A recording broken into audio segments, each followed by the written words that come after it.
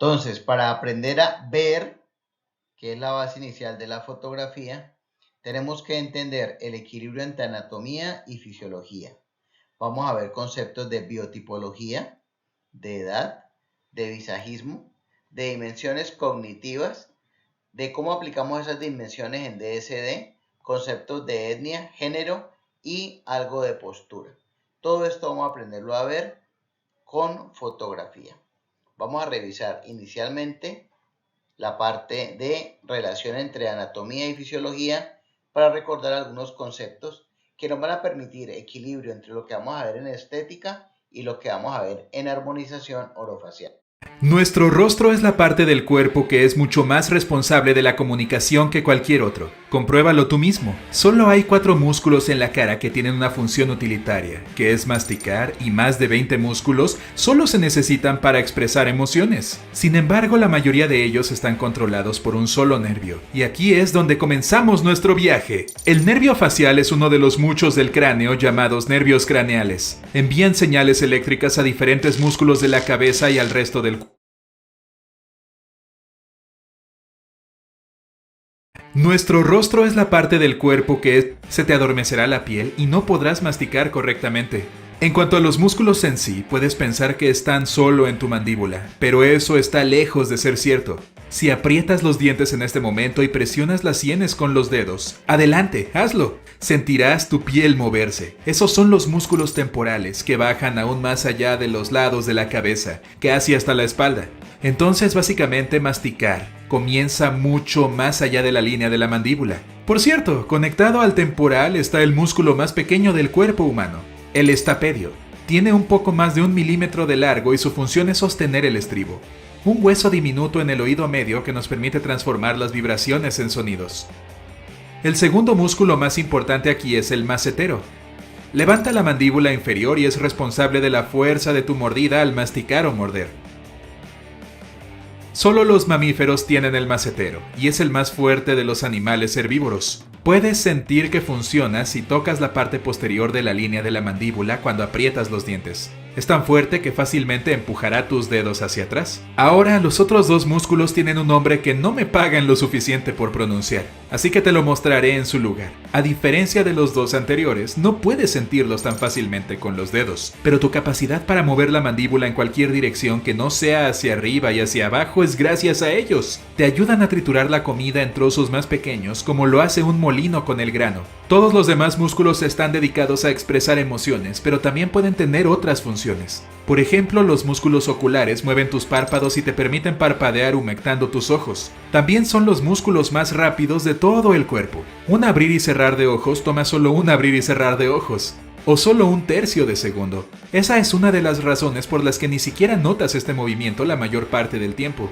Por cierto, hasta ahora que lo estás pensando, ¿tienes cuidado de controlar tu parpadeo, no es así? Eso te hace parpadear mucho más a menudo de lo necesario, solo para que lo sepas. Los músculos nasales y labiales te permiten mover la nariz en la dirección que desees. Son pequeños y se dividen en músculos superiores e inferiores. Los superiores levantan los lados de la nariz y el labio superior, lo que te permite gruñir, dejando al descubierto ligeramente los dientes en una amenaza. Los inferiores te permiten mover la nariz hacia abajo. Esto es principalmente importante para los animales, ya que nuestras narices no son tan sensibles como, por ejemplo, la de un perro o un gato, pero puedes estirar la nariz hacia abajo para rascarla, así que eso. Luego hay 3 músculos justo debajo de las cejas que te permiten fruncir el ceño para mostrar lo serio que estás. Cuanto más profunda sea la arruga sobre el puente de la nariz, tanto más solemne será la situación. Puedes levantar las cejas con sorpresa gracias a un conjunto de diferentes músculos. Están un poco por encima de los que usas para fruncir el ceño, y probablemente tenga sentido que sean emociones diferentes. Por cierto, si puedes levantar una ceja a la vez, eres bastante raro. Según diferentes versiones, solo del 20 al 40% de las personas pueden hacer eso, y aún menos pueden levantar la ceja izquierda y derecha por separado. Si las levantas demasiado, los músculos auriculares se unirán y harán que tus orejas se muevan un poco hacia atrás. Pero si tienes buen control, podrás mover las orejas por separado y algunas personas incluso pueden hacerlo con una oreja a la vez. Intentaste hacer eso, ¿no? Bueno, si sientes que tu cuero cabelludo se mueve al mismo tiempo, así es exactamente como funciona. Como muchos otros músculos, los auriculares están unidos a otros y tiran de ellos cuando se mueven. Es por eso que incluso tus cejas pueden moverse junto con tus orejas. Dos pares de músculos pertenecen a la boca, uno más cerca del medio y otro en las comisuras. Te tiran de los labios hacia arriba haciéndote sonreír. Y a veces lo hacen sin pedir tu permiso. Como cuando ves un lindo cachorro, no puedes dejar de sonreírle, ¿verdad? Los músculos que te permiten fruncir el ceño con desdén tirando de las comisuras de la boca hacia abajo se llaman depresores. ¿Y qué nombre tan revelador? Y si quieres fruncir los labios tienes que volver a utilizar diferentes músculos. Finalmente hay un par llamado músculo mentalis que usas para tirar hacia abajo del labio inferior por separado. ¿Así? ¿Alguna vez te has mordido la mejilla? Bueno, eso se debe a que tus bucinadores no te han protegido de eso. Estos músculos actúan junto con el macetero y se utilizan para masticar sin morderse, así como para soplar aire con fuerza por la boca. Ahora, podrías decir que la lengua también es un músculo y no te equivocarías, pero no es tan simple.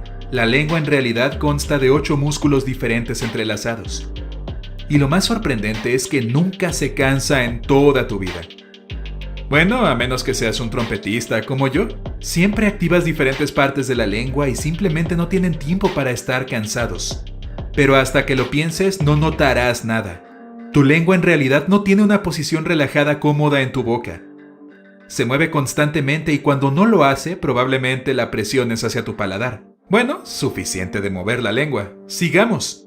Ahora, los músculos no podrían funcionar sin que la sangre los atravesase, y tu cara no es una excepción. Los vasos sanguíneos, tanto grandes como pequeños, suministran al rostro los nutrientes necesarios para que luzcas y te sientas saludable. Cuando el flujo sanguíneo es demasiado débil, tu cara primero se pone pálida, lo que indica a las personas que te rodean que te sientes mal. Y viceversa, las mejillas rosadas se consideran un signo de buena salud. Pero hay una reacción facial más que es la cosa más humana jamás: sonrojarse. Ningún otro animal puede sonrojarse, y la ciencia aún tiene que explicar por qué lo hacemos. Cuando estás estresado o avergonzado, la sangre fluye hacia las venas y capilares de las mejillas, haciendo que la piel sobre ellas se vea roja. Se cree que es algo puramente social, que muestra a los demás que realmente sientes remordimiento. En un nivel más profundo hay una cosa más que solo los humanos tienen, y es el mentón. Todos los demás animales tienen la mandíbula que va directamente hacia el cuello, mientras que los humanos tienen una protuberancia ósea distinta debajo de los dientes. El propósito de este apéndice también es bastante desconocido.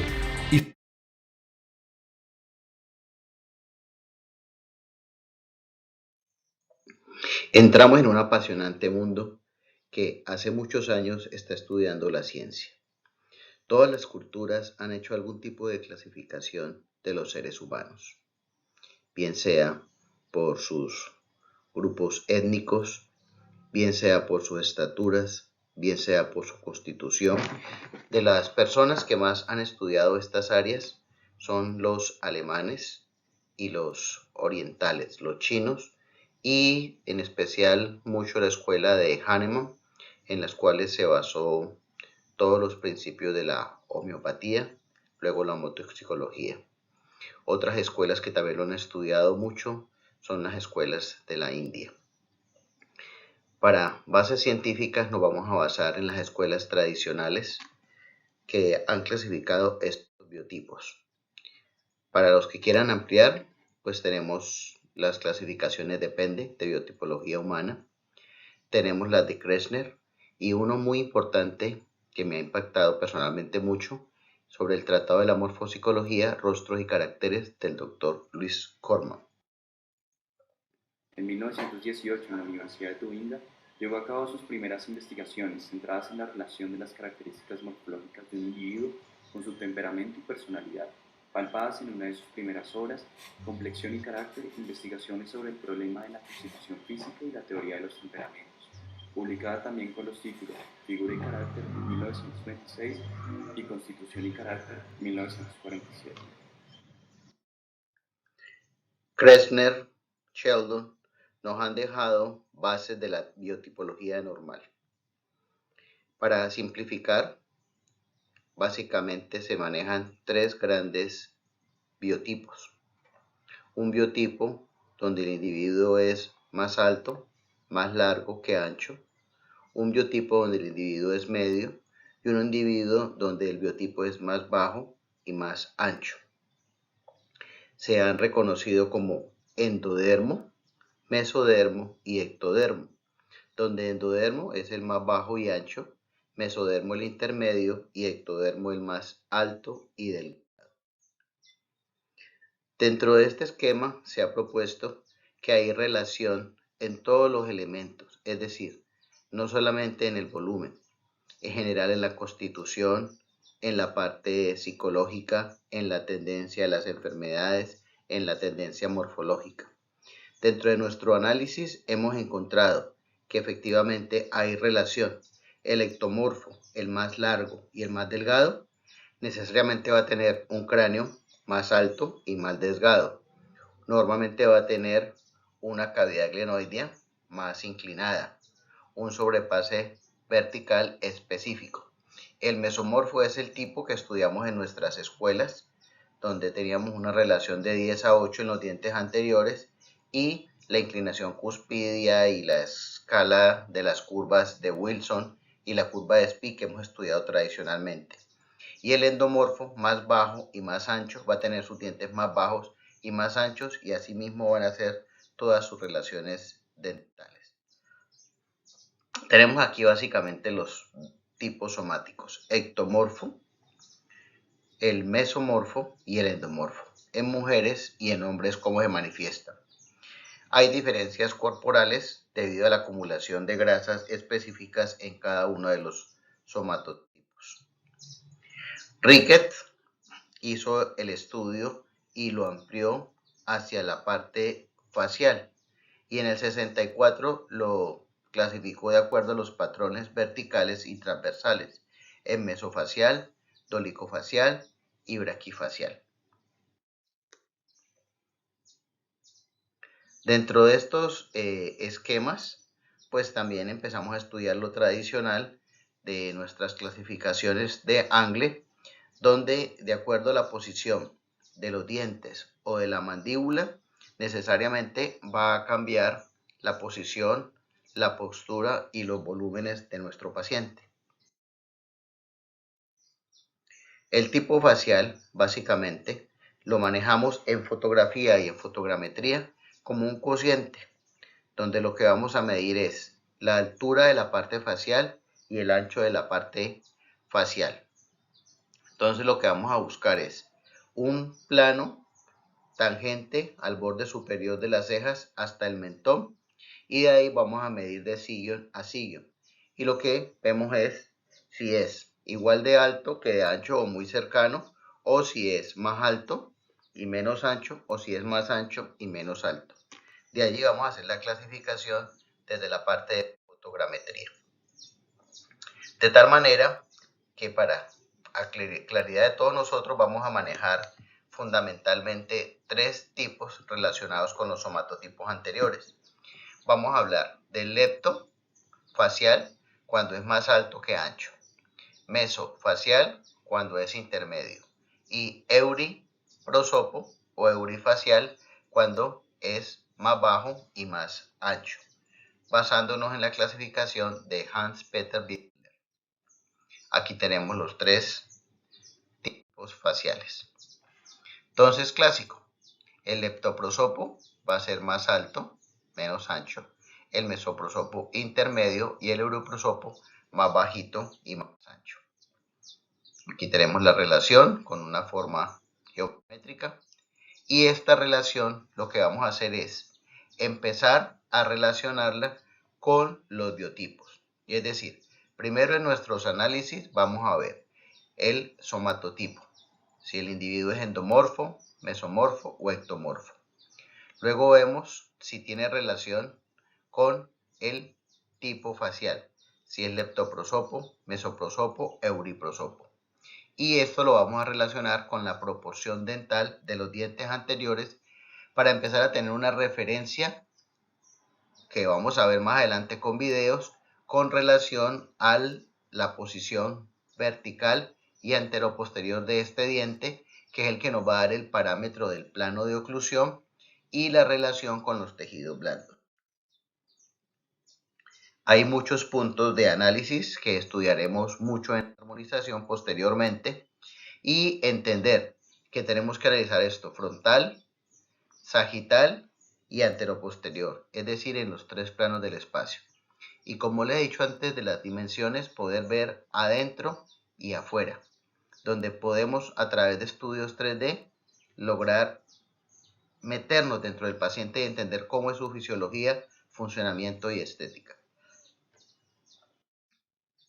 Entonces, si el individuo es Euri, va a tener esta tendencia. Si el individuo es meso, esta tendencia, y si el individuo es lepto, esta tendencia.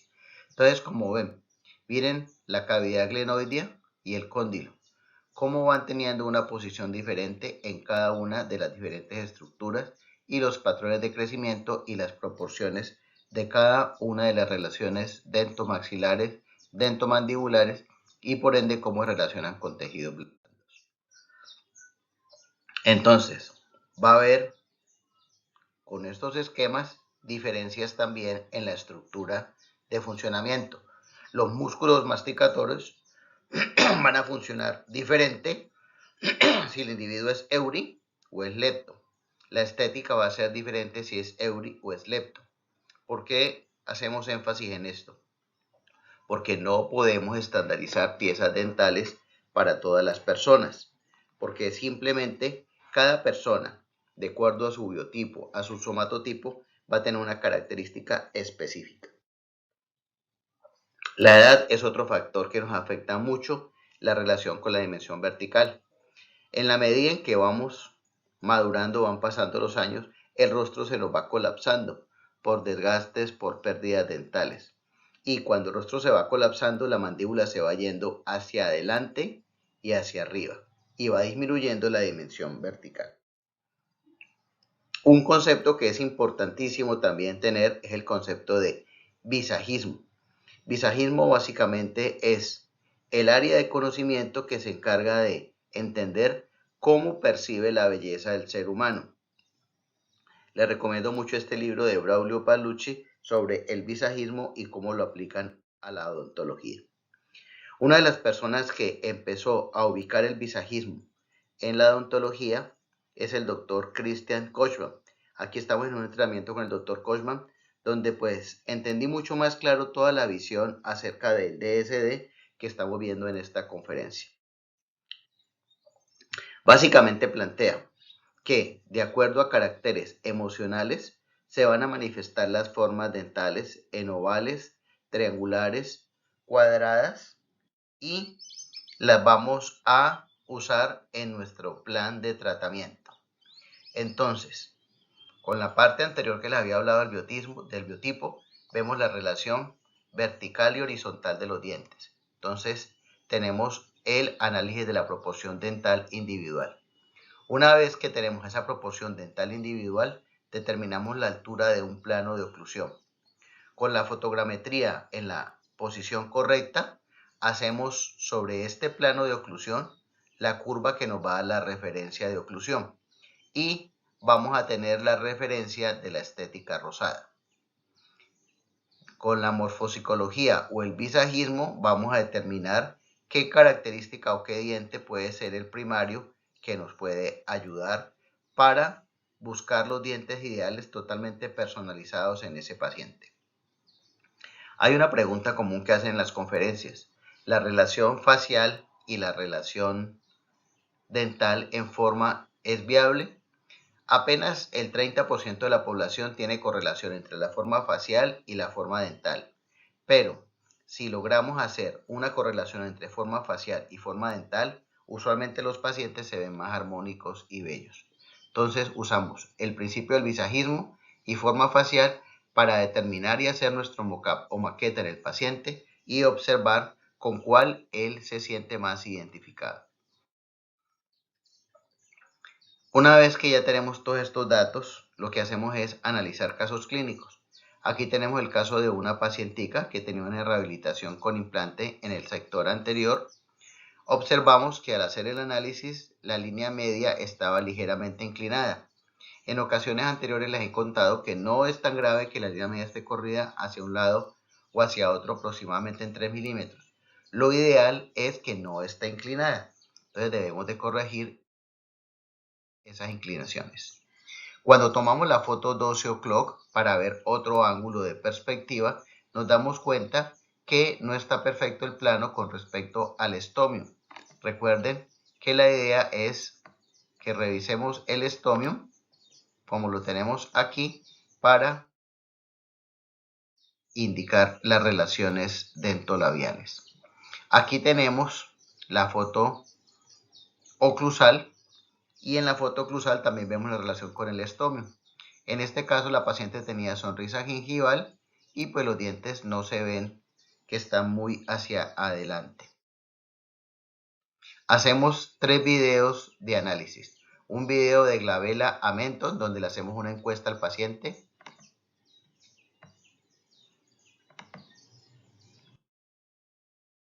Un video donde le pedimos que pronuncie las palabras del 1 al 10. Y un video con retractor de labios donde ocluya de un lado a otro totalmente. Con estos videos y la foto de sonrisa y el retractor 12 o'clock y oclusal son las que usamos para hacer el análisis del DSD. Entonces aquí en este caso hacemos el análisis del rostro, donde primero que hacemos es ubicar la línea bipupilar en sentido horizontal, en sentido vertical. Al ubicarlo tenemos la línea media y nos damos cuenta que con la línea verde que marcamos aquí, realmente está inclinada un poco la línea hacia la parte superior y hacia su derecha. Luego manejamos también una referencia horizontal y con este análisis vamos aterrizándolo en la boca, manejamos el porcentaje de dientes, seleccionamos de acuerdo al biotipo, el volumen, la altura, seleccionamos la posición y con ayuda de estas rayitas blancas que tenemos verticales que se llama la red proportion, que vamos a ver en detalle cuando hagamos el análisis de DSD, ubicamos desde distal de los caninos a distal del otro canino y nos distribuye uniformemente las proporciones de los dientes anteriores. Una vez que tenemos esto, con ayuda de una regla, manejamos con un compás de puntas secas en nuestro paciente de distal de canino a distal, de distal de un central a distal del otro central, medimos y con esa medida lo que vamos a hacer es, vamos a extrapolar esto a una regla, nos damos cuenta cuánto mide el paciente y con esa regla vamos a medir en la fotografía, cosa que si me midió 18 de distal de un central a distal del otro central, acomodo la regla y la calibro para que mida 18. Si tomé la foto con la distancia adecuada, con el ángulo adecuado y con el objetivo adecuado y con la luz adecuada, voy a poder hacer fotogrametría. Es decir, 1 milímetro que tenga mi fotografía va a ser equivalente a 1 milímetro real.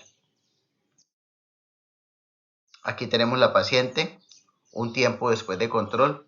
¿Y por qué quiero mostrarles esta foto? Vean los cambios que se generan en nuestros pacientes. Lo hermoso que es nuestra profesión cuando hacemos un diagnóstico bien realizado. Los tratamientos son durables y los pacientes realmente transforman sus vidas. Se sienten nuevos, mejorados, equilibrados en homeostasis. ¿Qué tenemos que tener en cuenta entonces para la parte estética? Todas las variables sociológicas, biológicas y dentro de ellas las antropológicas